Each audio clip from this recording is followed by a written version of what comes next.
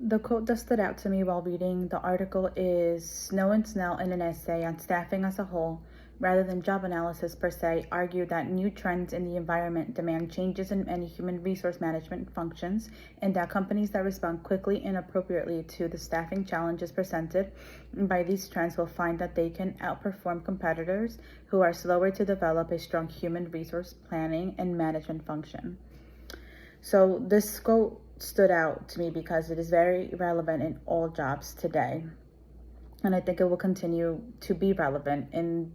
the years to come. So acknowledging problems slash trends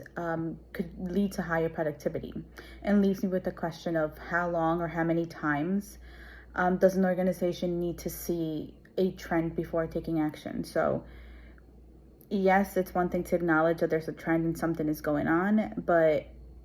how long or how many times do they have to see a trend before they remedy the problem, before a new policy is established, before any revisions of anything is done? For my own job analysis, I think that I would use, I'm stuck between both observation and questionnaires. I feel like observations is designed for a more structured program, but at the same time, I feel like it could also be productive to use it for a job like mine that is very unpredictable, and you don't have there are policies that you have to abide by, but at the same time you don't have control of any crisis that may arise. They could arise at any time and for any type of situation. So I think it's good for organizations to observe what type of trends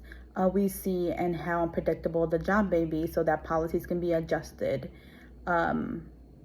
accordingly. And questionnaires, I also think that it's very important for employees to be able to fill out questionnaires so that organizations can see that the job that I'm currently at is not a structured one. And so I feel like the policies need to fit a program that doesn't have much structure in terms of the situations that arise, and why it's sometimes difficult to meet deadlines when our jobs itself are very unpredictable. The type of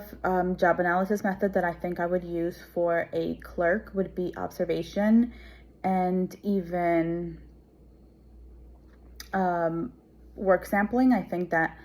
observation, to see the day-to-day of a clerk is also important, so that you could see what they do on a day-to-day basis, but also work sampling to be able to see what they do at random times during the day, just because customer service is different for everybody and certain situations don't always happen throughout that one specific time they're being observed.